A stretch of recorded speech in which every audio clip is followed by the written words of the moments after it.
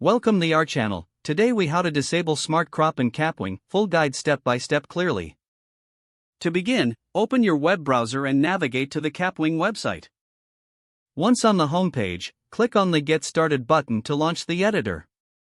Upload your video by selecting it from your device or by pasting a link. After the video uploads, locate the editing panel on the left side of the screen. Next, click on the Canvas option to access Canvas settings. Look for the Smart Crop feature in the Canvas settings. Disable the Smart Crop option by toggling the button to the off position. Confirm your changes and review your video to ensure the desired framing.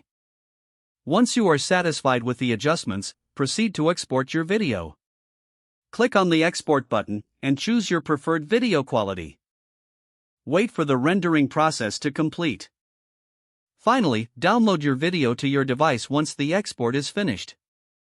If the page does not load, refresh the browser or try again in a private or incognito window. Make sure you are using the correct email address, then retype it carefully to avoid small typos. If your password is not accepted, use the reset option and create a new strong password you can remember. Check your spam folder for verification or security emails, then complete any requested confirmation steps. Enable two-factor authentication if available to improve account security and reduce unauthorized access risk. After signing in, review your profile details so your contact information and settings are accurate and current.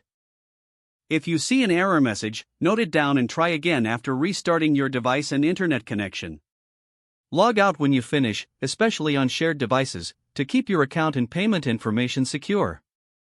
If the page does not load, refresh the browser or try again in a private or incognito window. Make sure you are using the correct email address, then retype it carefully to avoid small typos. If your password is not accepted, use the reset option and create a new strong password you can remember. Check your spam folder for verification or security emails, then complete any requested confirmation steps.